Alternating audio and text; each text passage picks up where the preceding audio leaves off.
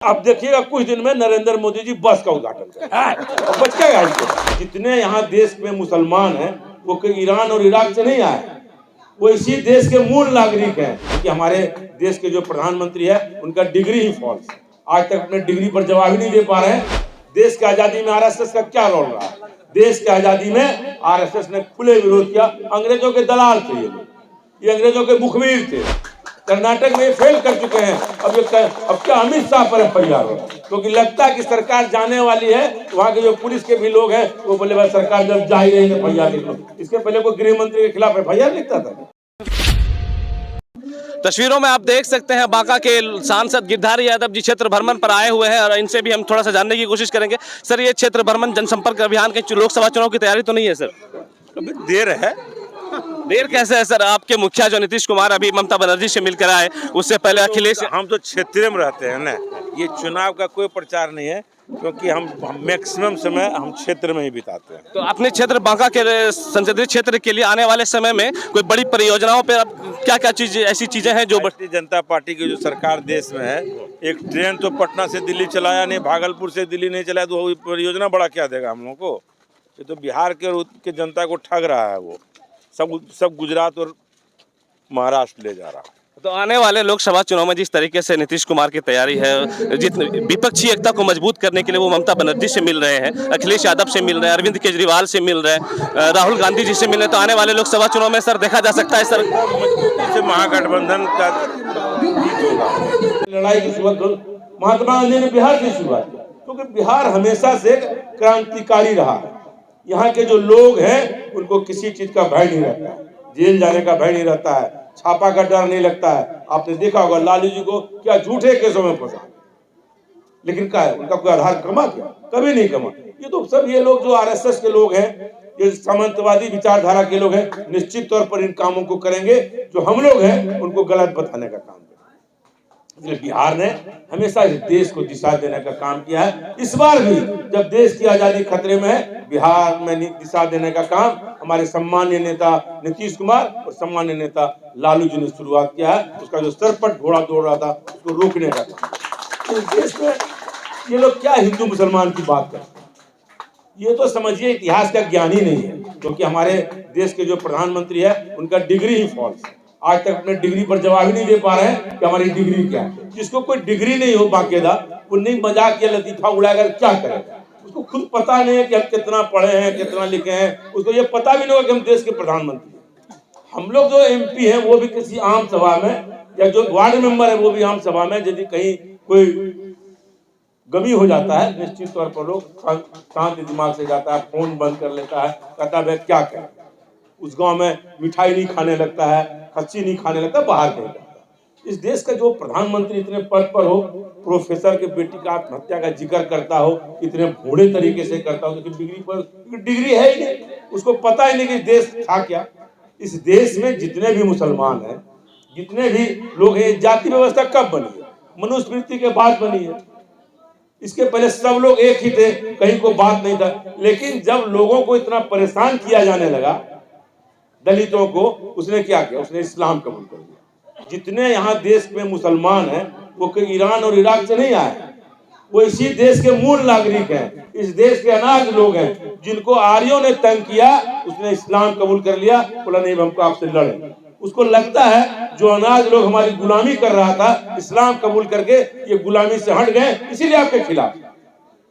और उनको कोई मतलब नहीं है हिंदू मुस्लिम से। वो जो हम लोग अनाज लोग थे इस देश में, जो आर्यों का आक्रमण 2000 साल पहले इस देश पर हुआ, उसने गुलाम बना के जो हम लोग को गुलामी से खटाने का काम किया। इन लोगों ने क्या किया कि धीरे धीरे उसको लगा नया धर्म बाद में आया, इस्लाम। लोगों ने इस्लाम कबूल कर लिया। इसलिए हम लोग मूल निवासी इस देश को, जो मुस्लिम लोग हैं या जो अनाज लोग हैं या जो दलित लोग हैं, पिछड़ा लोग हैं, ये सारे लोग इस देश के मूल निवासी हैं। उसको लगता है कि इसको कैसे सत्ता से बेदखल करें, कैसे इसको जो अधिकार आजादी ने दिया है उसको समाप्त करें। इसलिए डरने की कोई बात नहीं, कोई इस देश से किसी को भगा नहीं सकता है। इतनी बड़ी आबादी को हम लोग सब साथ हैं। ये तो इसका प्लान है आरएसएस का, बीजेपी का, हिंदू मुस्लिम कराने का। झूठ बातों को ये फैलाने में काम लगे रहते हैं। झूठ का बात, आज कुछ कह देंगे, कल कुछ कह देंगे, परसों कुछ कह देंगे, ये इनका काम। इसी काम के चलते ये कुछ आगे बढ़ गए। लेकिन निश्चित तौर पर इस बार का जो लोकसभा चुनाव होगा, इस देश में जो चुनाव होने जा रहा है, कहीं भी भाजपा नहीं टिक पाएगी। सही बोले हमारे मुख्यमंत्री जी ने, सारे विपक्षी हो जाएंगे, 150 के 50 सीट नहीं जीतेगा। आज क्या कर्नाटक में हाल है इनका?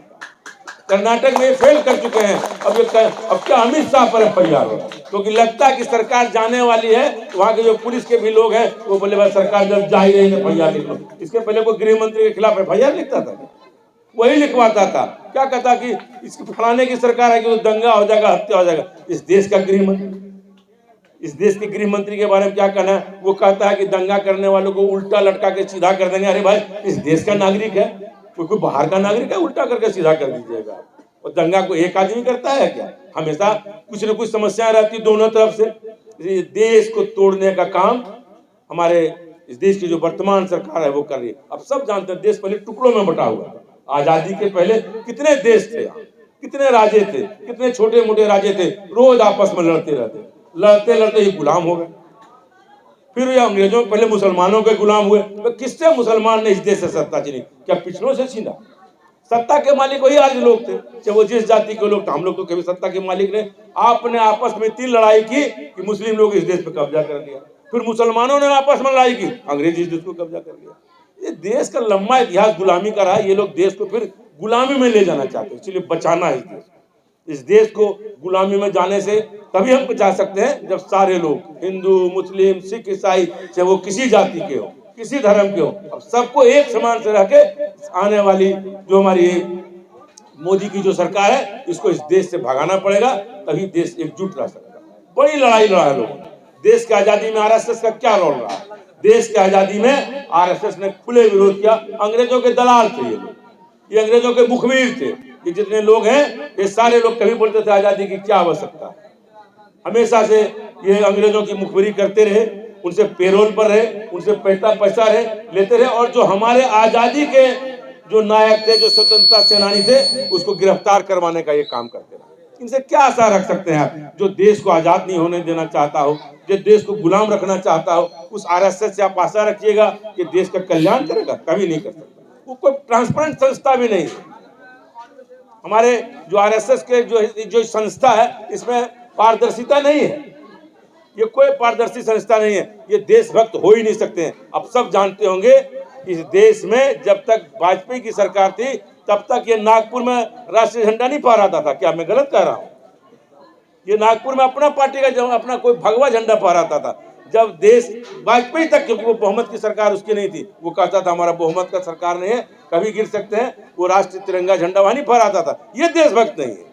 लेकिन जब इसकी बहुमत की सरकार आई, तब तो वहां झंडा फहरा। ये तो लंबे दिनों से आजादी का विरोधी है, जो देश का झंडा अपने घर पर नहीं फहराता हो, अपने संस्थान में नहीं फहराता, आज कहता है घर ही घर फहराइए, 75वां वर्ष मनाइए। अरे आपका क्या योगदान है भाई देश की आजादी की लड़ाई में? आपका कोई योगदान है नहीं। आप तो हमेशा अंग्रेजों की मुखबिरी करते रहे। आप तो हमेशा अंग्रेजों के साथ पैसा लेके जो हमारे फ्रीडम फाइटर थे उसको पकड़वाने का काम करते रहे। इसलिए इनको कोई मतलब इन चीज़ों से नहीं है। इनको है इस देश के पूंजीपति को, और पूंजीपति लोग जो बड़े बड़े पूंजीपति हैं, 12 लाख करोड़ रुपया, 12 लाख करोड़ रुपया का हम लोग आकलन भी नहीं कर सकते कि कितना रुपया हुआ होगा। हम लोग के समझ के पल्ले भी नहीं पड़ेगा। इतना करोड़ रुपया इन्होंने, 12 लाख करोड़ रुपया पूंजीपतियों का माफ किया। जब वो पूंजीपति का रुपया माफ करता है, देश में आंदोलन नहीं हो, हिंदू मुस्लिम शुरू कर देता है, उधर किसी का ध्यान नहीं जाए। ये सब प्लानिंग है। सारे पूंजीपतियों को, सारे देश के संस्थान को इसने बेचने का काम किया। अब चले जाइए, देश का हर हवाई अड्डा बिक चुका है, देश का हर रेलवे स्टेशन बिक चुका है, देश की रेलगाड़ियां बिक चुकी है। कुछ नहीं है देश के में भारत सरकार के पास। ये खोखला सरकार पूरे देश के जो संपत्ति वर्षों से लोगों ने जमा करके रखा था, उसको बेचने का काम ये वर्तमान सरकार कर रही है, और कोई काम इसका नहीं है। आप सब देख लीजिए क्या है। आप प्लेटफॉर्म टिकट पहले 2 रुपया में मिलता था, 5 रुपया में मिलता था, 10 रुपया में मिलता था। अब प्लेटफॉर्म टिकट जो नया बना रहा है 50 रुपया में। आप लोग शायद जानकारी नहीं होगा, क्योंकि हमारे यहाँ बिहार में वैसा स्टेशन खुला नहीं है। जहां जहां भी ये नया स्टेशन बना रहा है, अपने पूंजीपतियों को जो दे रहा है, वो पूंजीपति प्लेटफॉर्म में घुसने का 50 रुपया ले रहा है। अब आप समझ लीजिए, ये देश जो गरीब देश है, वो कहाँ जाके रहेगा। ये तो प्लानिंग के तहत बिहार के साथ जितनी नाइंसाफी हमारे देश की वर्तमान सरकार कर रही है, उतना कभी नहीं हुआ। और जब तक बिहार से एमपी जीता तभी इसकी सरकार देश में बनी, और वरना भाजपा तो हमेशा गुजरात, महाराष्ट्र और मध्य प्रदेश में जीतती रही, सरकार उसकी कभी नहीं बनी। लेकिन जब बिहार और उत्तर प्रदेश ने उसको एमपी 100 जिताने का काम किया तभी इस देश में उसकी सरकार बनी। लेकिन बिहार के साथ जितनी बड़ी नाइंसाफी ये वर्तमान सरकार 9 साल से कर रही है, उसका जवाब इन लोगों के पास नहीं है। मैं जब गठबंधन में भी था, मैंने क्वेश्चन किया था मीडिया के द्वारा कि हमको बताएं कि 7 साल उसमें हुआ था, 7 साल में एक पटना से नई दिल्ली ट्रेन भी इसने चलवाया हो मोदी सरकार ने, तो बता नहीं चलवाया। भागलपुर से नहीं चलवाया। इतनी बड़ी आबादी बढ़ गई, कहीं एक ट्रेन, जब एक साधारण ट्रेन नहीं दे सकता है बिहार के लिए, ये क्या बिहार को देगा? बिहार को विशेष राज्य का दर्जा मांगने का हम लोग बराबर काम किया, इस सरकार ने नहीं दिया।